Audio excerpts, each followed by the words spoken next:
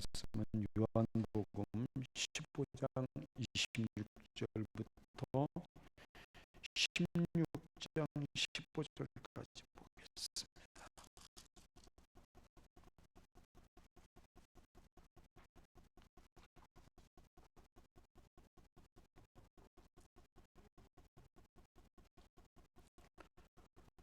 내가 아버지께로부터 너희에게 보낼 부회사 곧 아버지께로부터 나오시는 진리의 성령이 오실 때에 그가 나를 증언하실 것이요 너희도 처음부터 나와 함께 있었으므로 증언하느니라.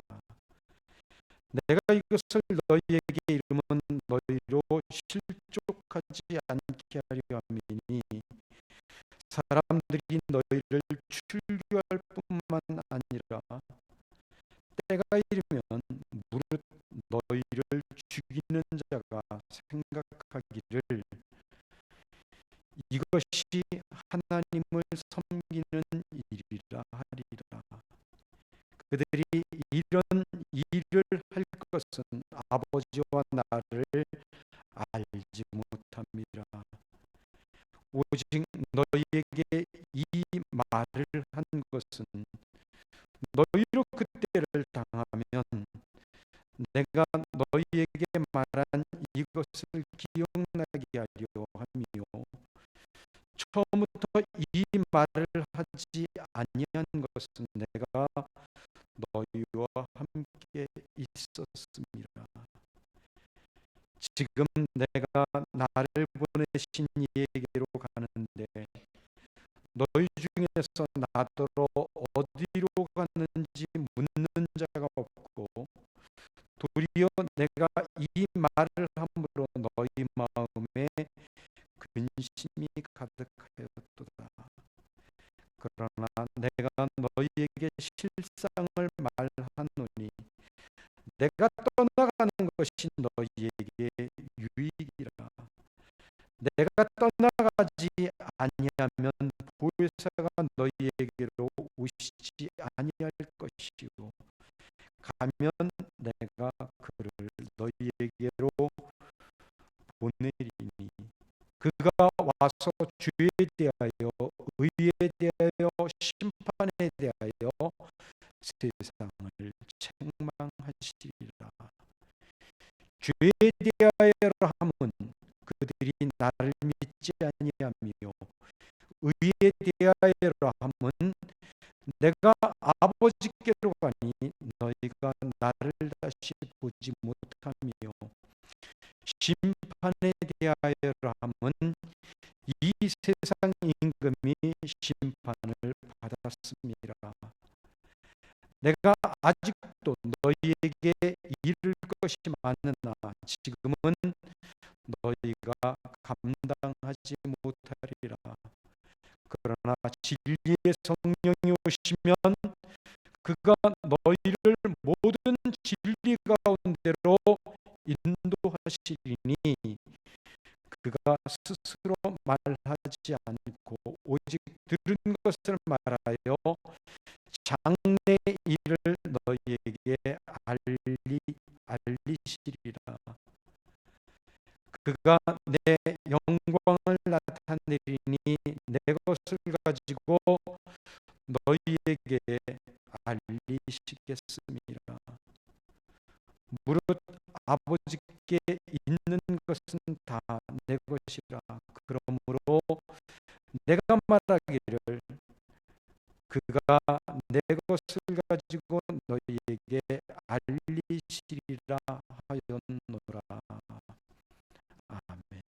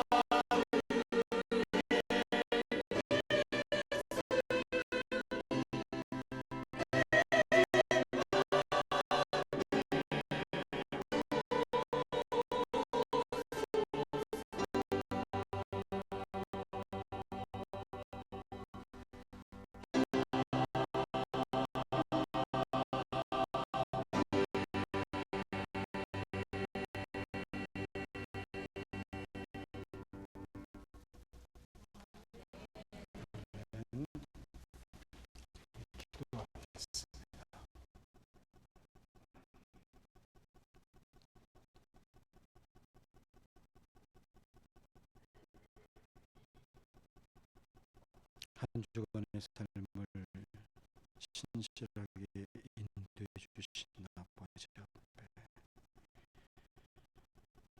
감사를 드리며 이제 우리가 하나님의 말씀을 함께 묵상해 가고자 합니다. 성령 하나님께서 우리 각자의 마음을 두드리시고 활짝 열어주셔서 자신이 현재 처해 있는 상황과 상황들, 환경들, 문제들 적용되어지는 것들만, 필요한 것들만 마음속에 새겨줄 수 있는 소중한 시간 되어지도록 인도해 주시옵소서. 성령 하나님 역사하심을 간곡히 의탁하오며 예수님의 이름으로 기도드렸습니다. 아멘.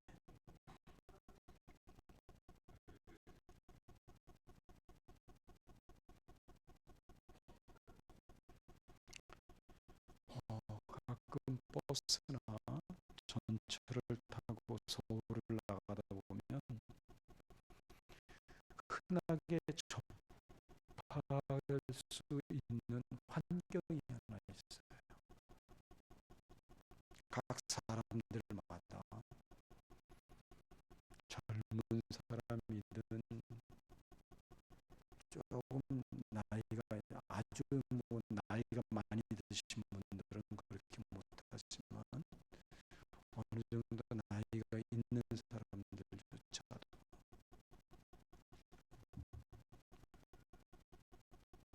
뭔지 아시죠? 핸드폰을 손에서 놓지 못하는 거예요. 무언가를 열심히 하고 있는 장면이 있습니다. 제가 가끔 하도 궁금해서 이렇게 들여다봐요.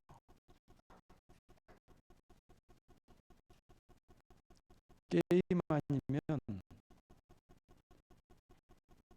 인터넷으로 뭔가 이렇게 하는 사람들도 있고 그것으로 드라마를 보는 사람들도 있고 또 카톡을 통해서 끊임없이 문자 교환을 하는 그런 사람들. 그런데 보면은 거의 대부분 그 핸드폰을 차에서 내릴 때까지 손에서 놓지 못하는 모습을 보게 됩니다. 얼마나 열심인지 제 자신도 그 부위에 동화되지 않으면 안 될 것 같아요.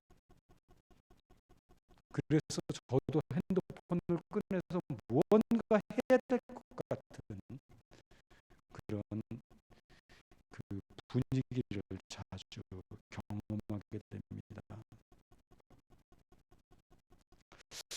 아마 이런 모습은 그 고독을 견디지 못하는 현대인의 또 다른 모습이 아닐까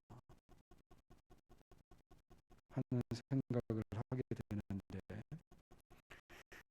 리스먼이라고 하는 미국의 사회학자는 현대인들은 군중 속에서 고독을 느낀다는 말을 했죠. 굉장히 유명한 말입니다. 이 현대인들은 군중 속에서 고독을 느낀다. 굉장히 그 적절한 말이 아닐까 생각이 되어집니다. 한 개인의 주변에는 수많은 사람들이 존재하고 만남을 가져보지만 마음을 나눌 수 있는 그런 사람은 그렇게 많지 않는, 그래서 문제가 생기고 어려움을 처할 때 또는 마음을 나눌 수 있는 친구를 필요로 할 때는 아무도 상관하지 않고 도와줄 수 없는 그런 상황에 빠지게 되고,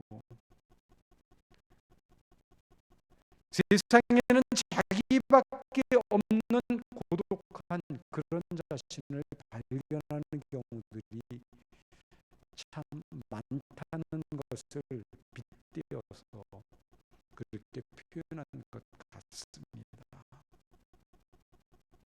마치 홍수가 나서 물이 넘치지만 정작 마실 물이 없는 것과 똑같은 상황이지요.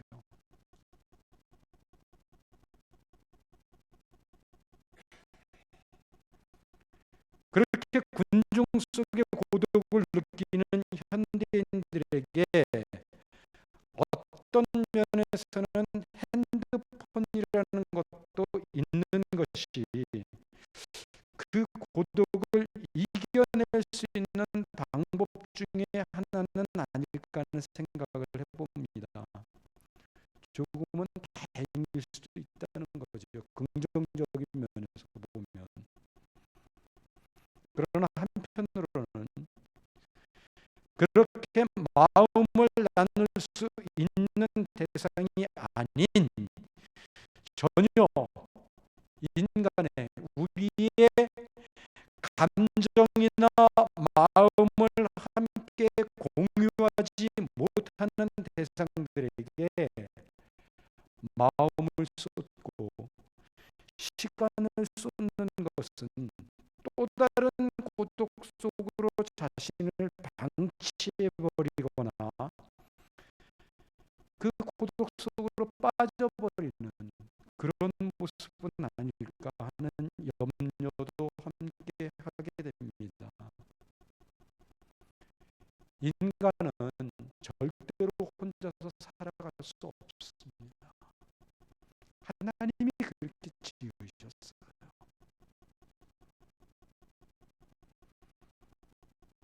그래서 아담을 처음 만드셨을 때에 하나님 뭐라 그래요? 혼자 있는 것이 좋지 않게 보였다 그러잖아요. 그래서 함께 살아가도록, 더불어 살아가도록 하와를 만드신 거거든요.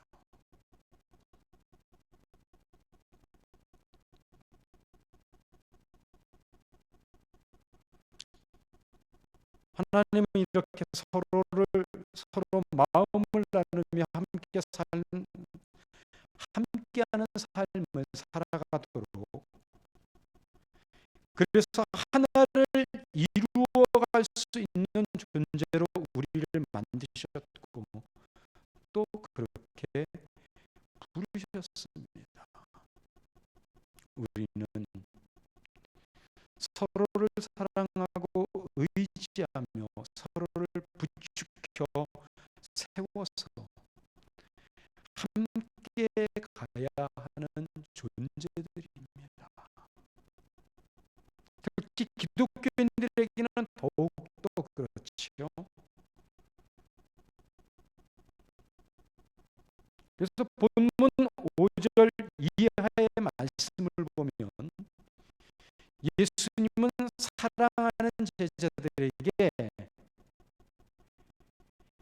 이상한 말씀을 한마디 하시는 것을 보게 됩니다. 자신의 모든 것들을 버려두고 3년 동안이나 예수님을 따랐던 제자들에게 예수님은 자신이 자신을 이 땅에 보내신 분에게로 다시 돌아간다고 말씀을 하신 거예요. 제자들에게 예수님은 절대적인 분이셨기 때문에 예수님이 제자들의 곁을 떠나신다는 것은 제자들 입장에서 볼 때는 부모를 잃은 고아와 같은 그런 사람들이 되어진다는 것을 말하는 것입니다. 고아는 부모를 하루아침에 잃어버리고 홀로 남은 마치 군중 속의 고독처럼 외로움과 고독감에 둘러싸인 그런 사람이 되어지는 것을 말하는 것이요. 아무도 도와줄 수 없는. 그래서 이제는 나만 남았어. 얼마나 당황스러웠을까요? 세상이 예수님을 따르는 너희를 미워하게 될 것이라고 말씀하신 예수님은 이제 다시 진리의 성령을 이야기하시면서 나는 이제 나를 세상에 보내신 아버지 곁으로 가지만 나를 대신해서 성령을 너희에게로 내가 보낼 것이다. 그리고 그 성령이 오시는 것이 내가 너희와 함께 있는 것보다 더 유익한 일이야. 그렇게 말씀하신 거예요. 성령이 오시면 하시는 사역이 8절에 나와 있는 것처럼 죄에 대하여, 의에 대하여, 심판에 대하여 세상을 책망하시겠다고 말씀하시고 있고 9절부터 11절까지는 그 죄와 의와 심판에 대한 것이 어떤 것인지를 설명하고 있습니다. 그리고 오순절 성령 강림 사건 이후로 지금까지 성령님은 이 땅에 오신 이후로 하나님을 믿는 믿음의 자녀들을 통해 외치셨죠. 세상을 향해서 하나님의 말씀을 얼마나 많이 강조하고 강하게 외쳤는지 모릅니다. 바로 이 죄와 의와 심판에 대해서.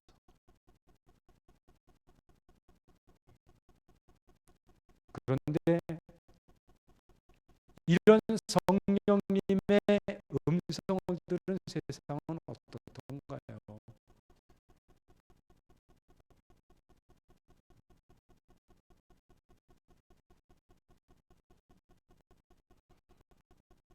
이런 성령님의 외치심에 대해서 세상은 얼마나 달라졌고 하나님께로 그들이 돌이켰을까요? 돌이키기는커녕 오히려 더욱더 악하게 되어져만 가지요. 그렇다면 우리는 여기서 한 가지 더 분명하게 짚고 넘어가야 할 부분이 있습니다. 지금 본문에서 예수님께서 말씀하시고 있는 세상은 우리가 알고 있는 세상일 수도 있지만 아닐 수도 있다는 겁니다. 성령님이 2000년의 역사 속에서 외쳤으면 세상이 다 돌아와야 되잖아요.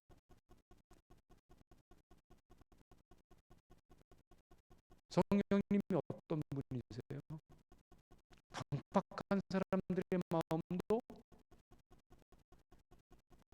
녹아내리게 해서 하나님 품에 안기게끔 역사하시는 그런 분이잖아요.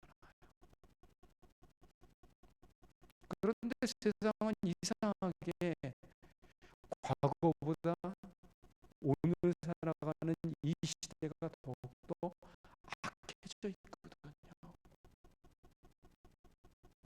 그러면 지금 성경에서 말하고 있는 세상은 1차적으로 일반적인 세상일지 모르지만 또 다른 세상에 대한 이야기일 수도 있다는 생각을 우리는 여기서 해볼 수 있어야 된다는 거예요. 그런 생각 안 해보셨어요? 그런 생각?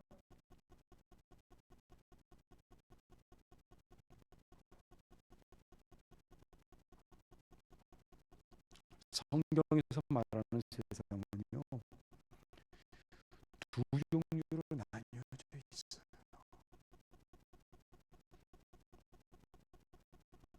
그래서 예수님께서 요한복음 3장 16절에서 하나님이 세상을 이처럼 사랑하사 독생자를 주셨으니 이는 그를 믿는 자마다 멸망치 않고 영생을 얻게 하려 하심이라 라고 말씀하셨을 때 그 세상은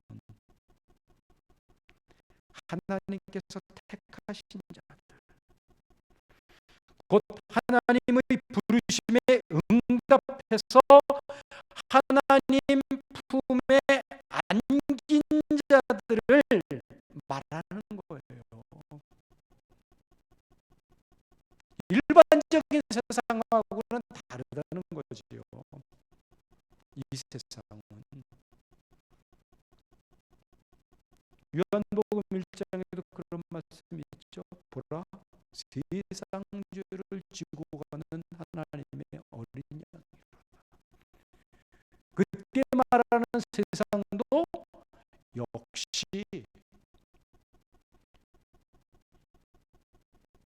창세전부터 택함을 받은 믿음의 자녀들을 향하는 말이었어요.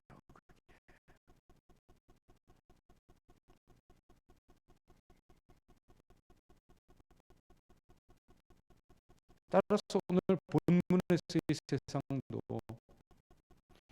일반적인 세상의 모든 사람들을 포함하고 있기는 하지만 그것이 일차적이지만 더 중점적으로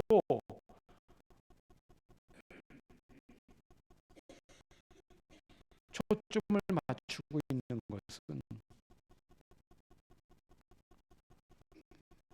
하나님으로부터 택하심을 입은 바로 우리들에 대해서 하시는 말씀이 있다는 것이 더 정확한 표현이 될 것입니다.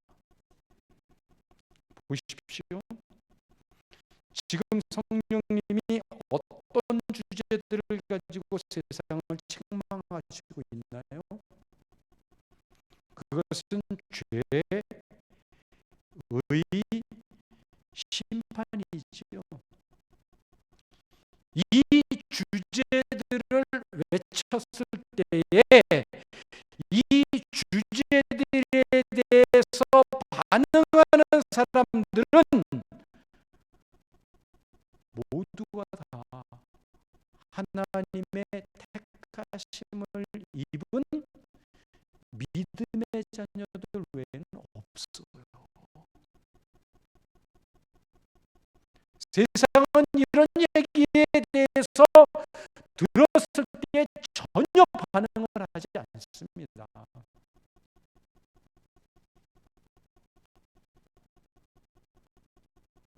오히려 반항하고 거부하고,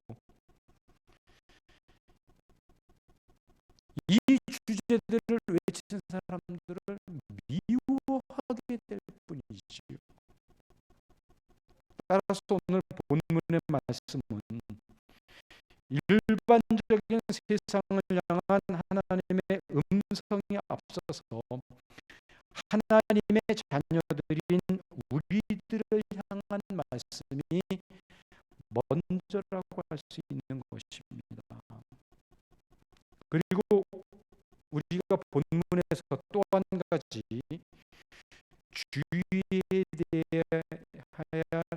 주의해야 할 단어는 8절에 책망하다라고 하는 단어입니다. 책망.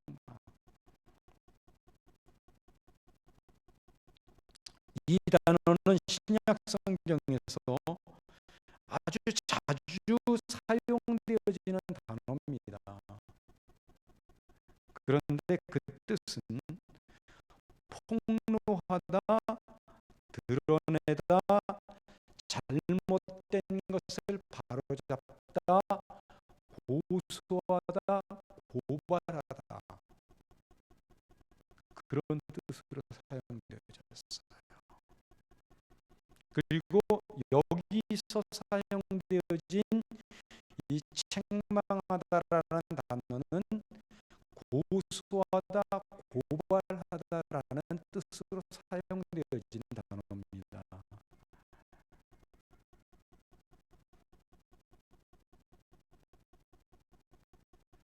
그렇다면 이 책망하다라는 단어가 향하고 있는 것은 분명히 오늘 우리 안에 있는 옛사람의 모습을 향하고 있다고 분명하게 말씀드릴 수 있을 것 같습니다. 우리의 옛사람은 일반적인 세상의 모습과 똑같지요.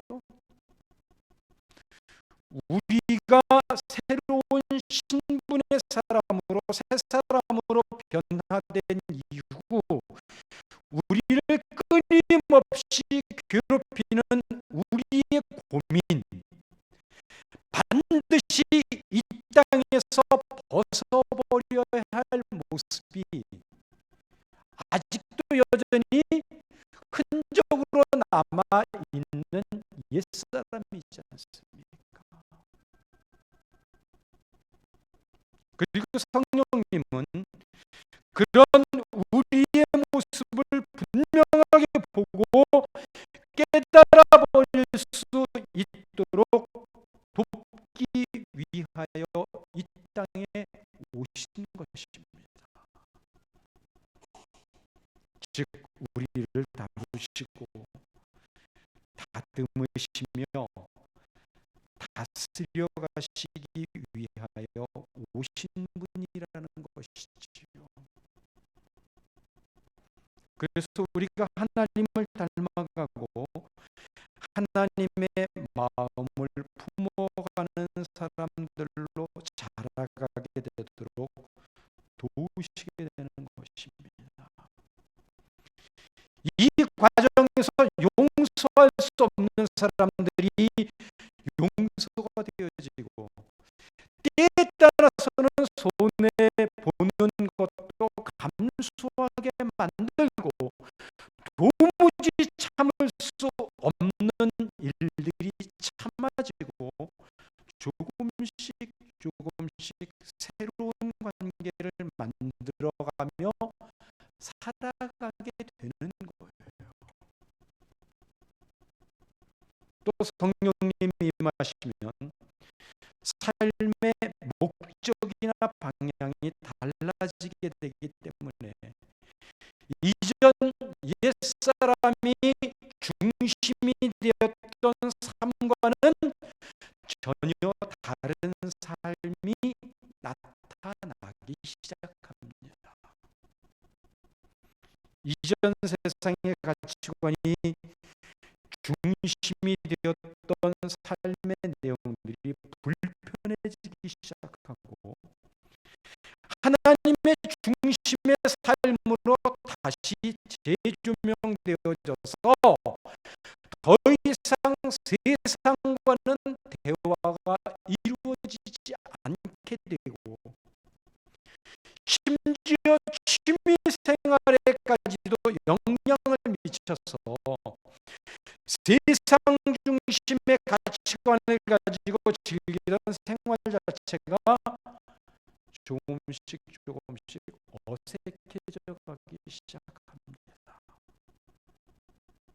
그래서 나타나는 것 가운데 하나가 바로 놀러 다니는 것보다는 하나님 앞에 나와 예배 드리는 것이 훨씬 의미 있고 중요한 일로 다가오게 되는 것 아니겠습니까? 우리가 이전 세상의 낙을 위하여 살아갈 때 가장 중요한 게 뭐였어요?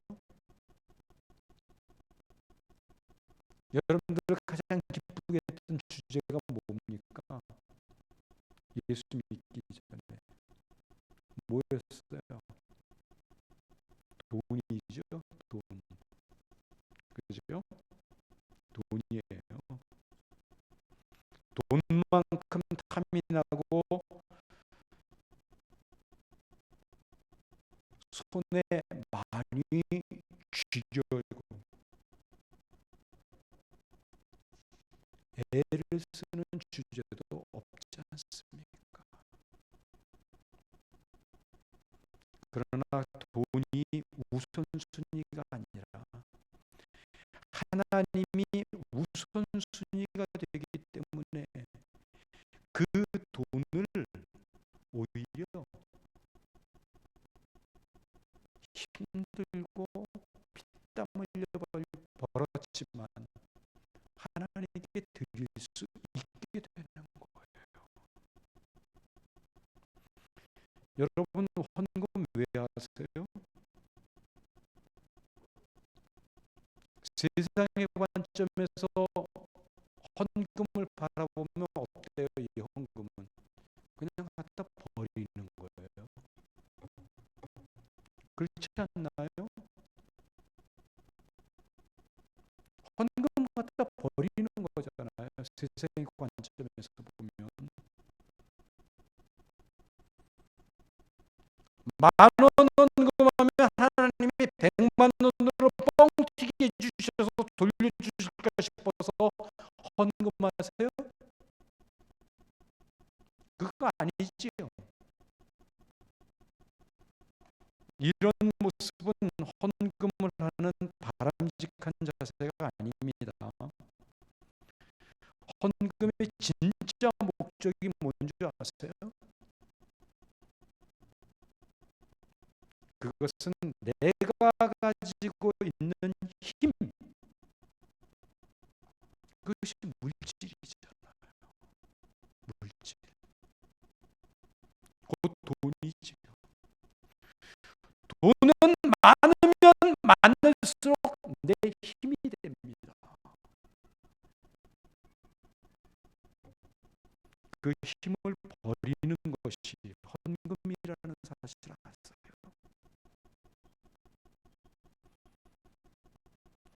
그 힘을 하나님 앞에 맡기는 게 헌금이에요.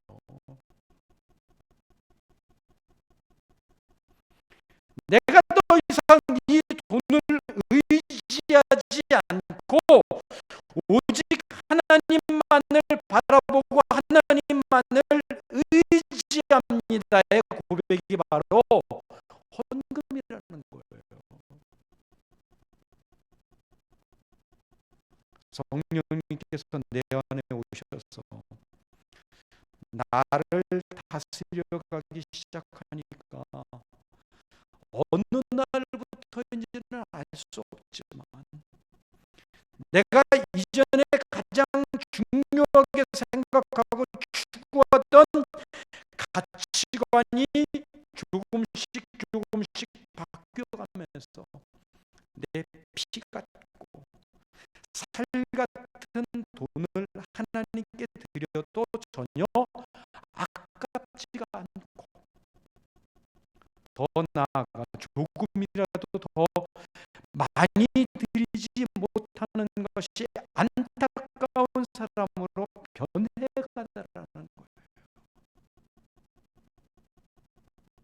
이런 의미에서 헌금은 그 사람이 하나님과 얼마나 가까워져 있고 그 마음에 하나님을 향한 사랑이 얼마나 깊게 형성되어져 있는지 가늠할 수 있는 척도가 될 수 있어요. 그런 의미에서 특히 11조 같은 경우는 그 부분에 있어서 더욱 분명하게 우리의 분명한 신앙관을 보여줍니다.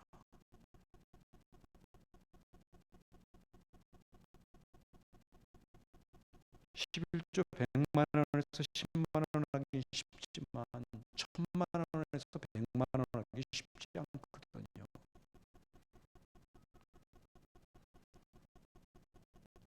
몇십만 원씩 11조를 해요.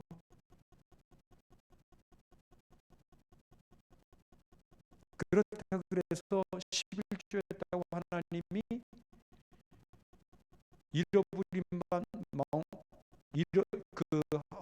하나님 앞에 드린 만큼 아니면 그보다 더 몇 배 더 갚아준다는 보장도 없어요. 그런데 한단 말이에요. 그만큼 하나님을 향한 우리의 마음의 중심이 거기에 담겨 있기 때문에 가능한 거예요. 그렇지 않으면 그 돈이 어떤 돈인데 어떻게 하나님 앞에 드릴 수 있어요?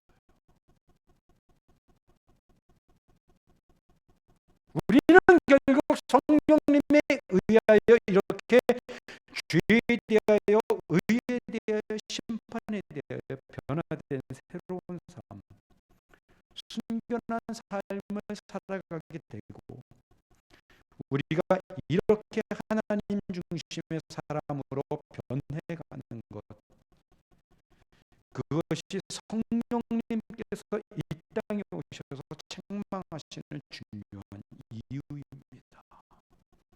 그러나 세상은 이 심판을 전혀 알지도 깨닫지도 못합니다. 아무리 책망을 해도 그것이 왜 문제이고 책망을 받을 만한 일인지조차 모른다는 것입니다. 세상은 그게 문제예요. 그래서 우리가 이런 식으로 변해가는 것을 못마땅하게 여기고 미워하게 되는 것입니다. 성령님은 앞으로도 계속 우리를 고소하고 고발할 것입니다. 그때마다 우리의 마음은 가책이 생기고 때로는 도전이 되기도 하며 부담으로 다가오기도 하겠지요.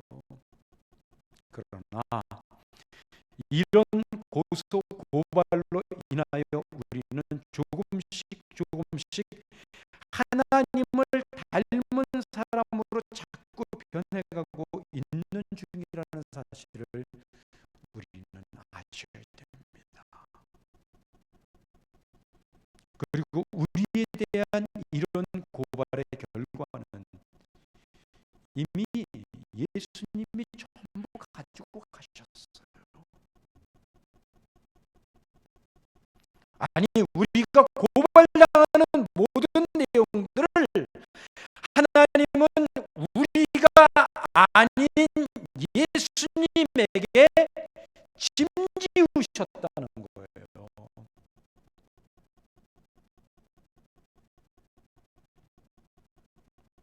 우리가 받아야 될 그 고발 내용들, 그게 십자가 아닙니까?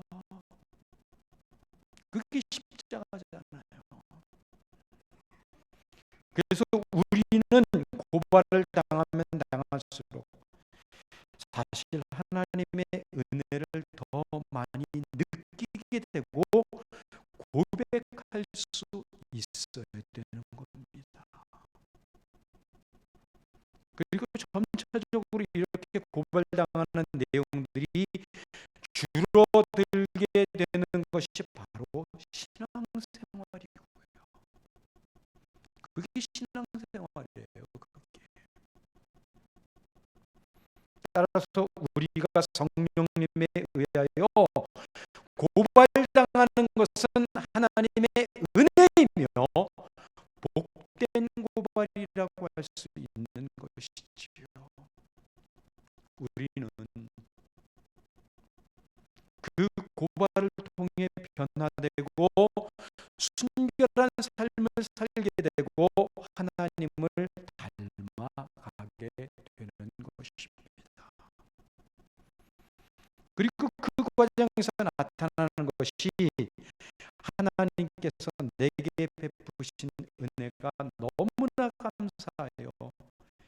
기쁨으로 나의 것들, 그것이 물질이 됐던 시간이 됐던 육신이 됐던 어떤 것이든 하나님께 기쁨으로 드리는 것으로 나타나게 되는 것입니다. 우리가 무엇인가 열심히 하려고 할 때 그것이 마음에서부터 시작되어진 것이 아니라면 짐이 될 수밖에 없어요. 그러나 하나님과의 관계에서 나를 발견하고 하나님이 얼마나 깊고 뜨거운 열심으로 나를 품고자 하셨는가를 알게 된다면 여전히 내 안에 어떤 나 이게 남아있는가를 알아가면 알아갈수록 그리고 버려져야 할 나, 내려놓아야 할 나를 발견하고 내려놓기 시작한다면 하나님 앞에 나의 삶은 기쁨으로 드려지는 삶을 살아갈 수 있게 되는 것입니다. 기쁨으로 드리는 삶은 짐이 아니지요. 우리의 삶, 우리의 신앙은 이렇게 되어져 있다는 거예요. 그럼 성령님이 왜 죄와 의와 심판에 대해서 책망을 하셔야만 했을까요? 이 세 가지 주제는요, 사실 십자가를 세분화한 거예요. 사실은 죄와 의와 심판은 십자가로 대표할 수 있는 주제들이라는 것입니다. 그리고 실제로 예수님께서 십자가에 달리신 배경도 바로 이 죄와 의와 심판 때문이지 않습니까? 먼저 죄에 대해서 한번 생각해 보십시오. 세상은 죄에 대해서 어떻게 말하던가요? 도덕적으로, 윤리적으로, 사회적으로 사회법을 어기는 정도로만 그렇게 정의를 하지요. 먹었을 때 죄라고 정의를 하잖아요. 그러나 본문 구절에서 예수님은 죄에 대해서 뭐라고 말씀하세요? 나를 믿지 않는 것이 죄다. 그렇게 정의를 하신단 말이에요. 그래서 성령님이 오셔서 고발을 하시는데, 세상을 향하여 너희들의 기준은 도덕적이고 윤리적이고 사회적인 법을 어겼을 때 죄라고 하지만, 그것이 죄가 아니라 바로 예수님을 믿지 않는 것이 죄야. 이렇게 말씀하시는 거예요.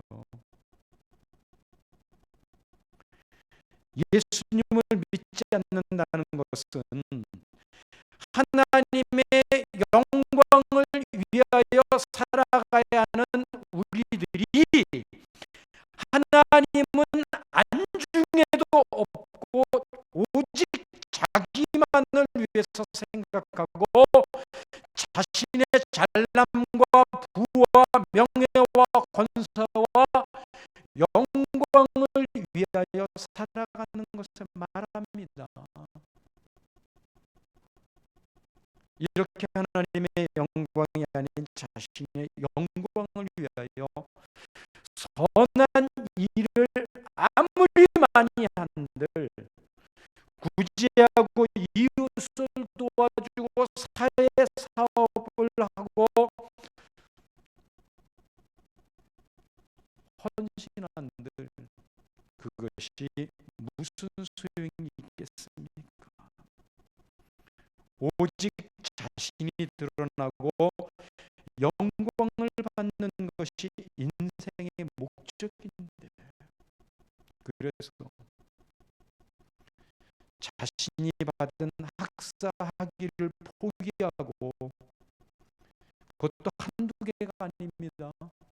여러 개의 박사학위를 포기하고 수십 년을 아프리카의 가난한 사람을 위하여 살아갔던 슈바이처 박사와 같은 사람도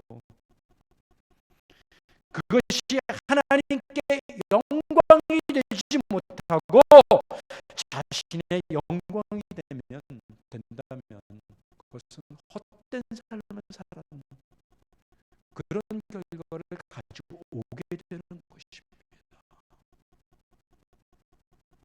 그런데 성령님이 오셔서 이 일을 책망하셨더니, 세상은 들은 척도 안 하는데 하나님의 선택을 받은 사람들인 자녀들은 자신 중심의 삶을 내려놓기 시작하고 하나님을 바라보기 시작하며 하나님을 의지하는 사람들로 돌아서더라는 거예요. 나를 내려놓고 세상을 의지하던 모든 것을 내려놓고 하나님이 아니면 나는 이 땅에서 존재할 필요가 없는 자라는 사실을 고백하며 하나님 앞에 두 손 들고 나와 자신이 죄인임을 고백하고 이제부터는 하나님만을 위하여 살아가겠노라고 고백하더라는 겁니다. 그래서 우리는 세상을 우리가 예수 믿기 이전에 추구하던 모든 주제들을 하나님이라고 하는 안경을 통해서 새롭게 볼 수 있는 그런 상태가 된 거예요. 우리는 또 성령님은 이 땅에 오셔서 의에 대해서 책망하신다고 하셨지요. 그런데 의에 대한 10절 말씀은 우리가 쉽게 이해하기엔 좀 어려운 난해한 말씀입니다. 예수님이 하나님 아버지께로 돌아가시는 것과 의라는 것이 이해가 되어지지 않잖아요. 예수님 하나님께로 돌아가는 게 무슨 그게 의예요? 그런데 본문 10절의 의라는 단어는 앞절인 죄와 반대가 되는 옳다라고 하는 개념으로 사용되어진 단어입니다. 세상은 결국 자신들을 나무라시고 책망하시는 예수님을 십자가에 달아 죽였어요. 그런데 이 과정에서 세상의 판단이 옳았다면 예수님은 부활하시지 못하고 여전히 지금까지 죽음의 자리 무덤에 그대로 머물러 계셔야만 했습니다. 세상이 옳았다면, 세상이 예수님을 십자가에 못 박아 죽인 게 맞다면 그렇게 되어야 된다는 거예요. 그러나 예수님이 아버지께로 간다고 하셨다면 그것은 결국 세상이 아닌 예수님이 옳은 것이기 때문에 하나님은 반드시 예수님을 십자가의 죽음에서 다시 살리셔서 부활하게 하실 것이고 세상은 죄인으로 선포되어진다는 것을 말하게 됩니다. 세상이 잘못된 것이고 세상이 오판했다는 것을 보여주는 것이 사실은 예수님의 십자가에서의 죽으심과 부활하심과 승천하심인 것입니다. 그래서 예수님은 의에 대하여라고 하면 내가 아버지께로 가서 너희가 다시는 나를 보지 못하게 될 것이다. 그렇게 말씀하셨던 거예요. 그리고 우리는 로마서에서 나와 있는 대로 예수님을 믿는 믿음으로 의롭게 된 사람들이지요. 이것이 바로 성령님의 책망의 결과인 것입니다. 그러나 세상은 내가 열심히 노력해서 선을 행하고 착하게 되었고 세상으로부터 존경받는 사람이 되는 것을 의라고 그렇게 알고 있어요. 그러나 성경은 예수님을 믿는 것이 의라고 합니다. 따라서 성령님이 이 세상에 오셔서 책망을 하시지만 그래서 너희가 아무리 선하고 착하게 살아도 공로를 많이 쌓아도 천국에 들어갈 수 없어. 하나님 품에 안길 수 없어 라고 고발하시지만 그 고발을 들은 세상은 이미 의에 대한 정의부터 어긋나 있기 때문에 이런 성령의 고발을 들은 척만 그 사실을 외쳐대는 우리를 미워하는 것입니다. 이제 우리와 연합하신 성령님은 끊임없이 우리를 의의 길로 인도해 가실 뿐만 아니라 우리가 그렇게 살지 못할 때 우리 안에 근심하게 하시고, 그 근심은 결국 우리 안에서 그 근심하게 되시고, 그 근심이 결국 나의 근심이 돼요. 내가 더 이상 이렇게 살아서는 안 되겠구나, 이렇게 나아가게끔 이끌어갑니다. 내가 하나님께로 더 가까이 돌아가게 되는 힘으로 나타나게 될 것이라는 겁니다.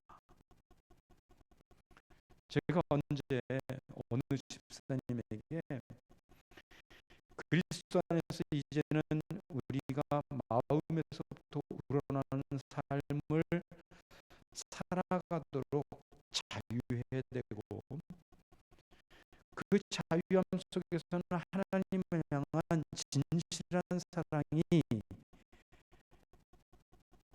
사랑의 마음으로 살아갈 수 있기 때문에 하나님 안에서 무엇을 하든지 다 할 수 있고 자유할 수 있다, 그렇게 말씀을 드렸어요. 그랬더니 한 주 지나서, 두 주 지나서 그런 말씀을 하시더라고요. 그 자유함이 오히려 이전에 자신이 알고 신앙생활을 해오던 모습보다 더 힘들고 부담스러운 삶이 되더라고 이야기를 하시는 거예요.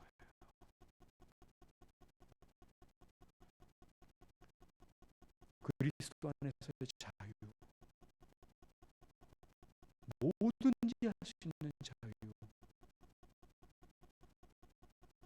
하나님을 향한 사랑을 바탕으로 해서 행하는 자유, 편할 것 같죠? 안 그래요. 그 자유가 무엇인지를 아는 사람들은 마음에서부터 우러나오는 신앙생활로 하나님을 바라보고 의지하게 되기 때문에 주일날 예배 시간이 되어서 예배를 드리는 이 모습조차도 거룩한 부담감을 갖고 참석을 합니다.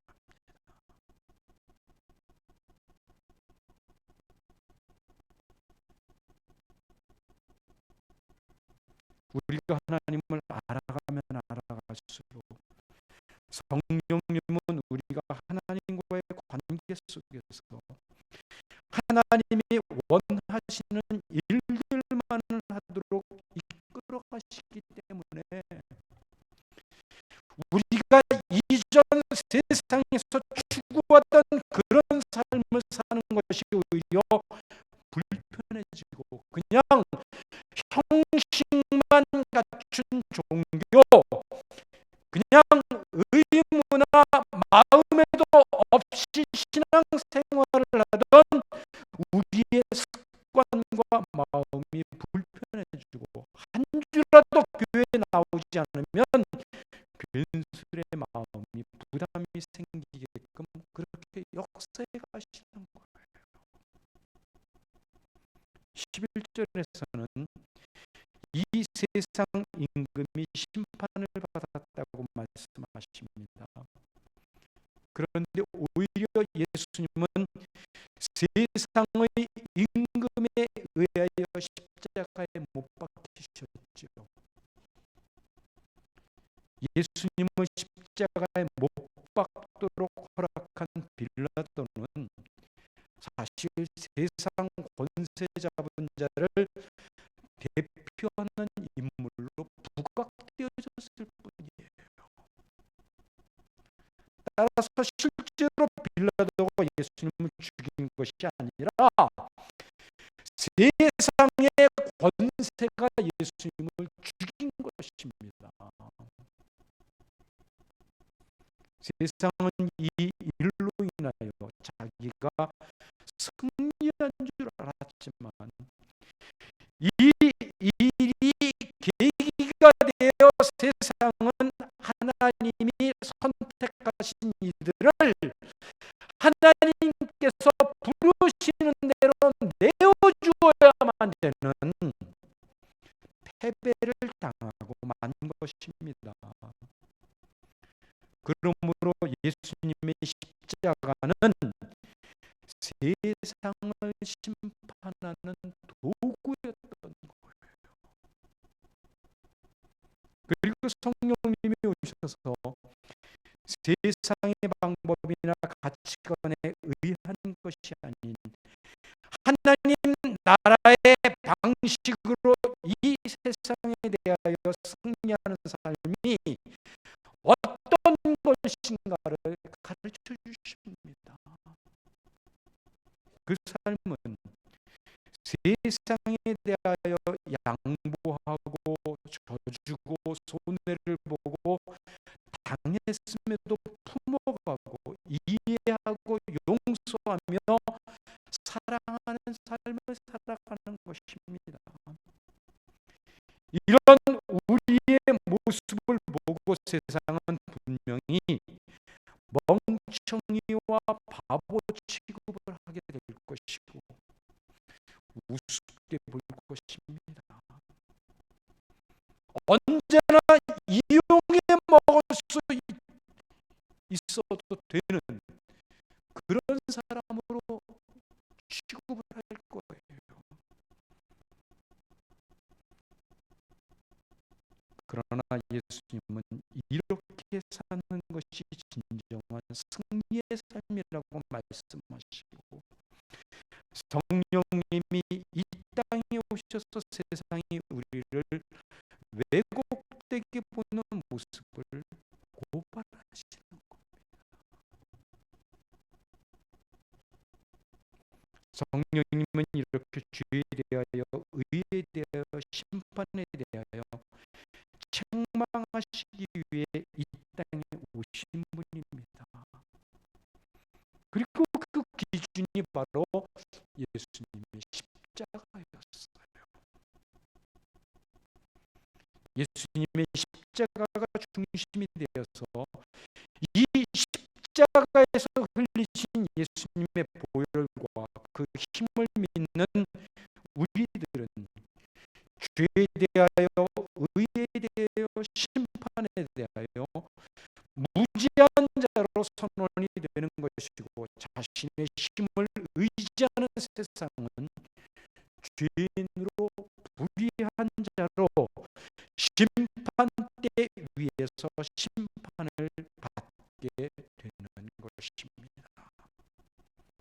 따라서 우리는 날마다 성령님에 의하여 주님을 더 깊게 사랑하지 못했음에 대하여 여전히 내가 중심이 되고 있는 삶에 대하여 하나님과의 관계로 말미암은 것이 아닌 나의 열심과 노력에 의한 신앙생활에 대하여 책망을 받고 그것이 도전이 되어서 점점 더 하나님을 닮아가는 순결한 믿음의 사람으로 바뀌어져 가야 되는 것입니다. 그래서 우리의 한 주간의 삶이 성령님의 고발에 의하여 도전이 되고 나를 자꾸 하나님께로 더 가까이 드리는 삶을 통해 하나님을 조금씩 닮아가며 그 일로 날마다 기뻐하실 수 있는 여러분들 모두가 되시기를 주님의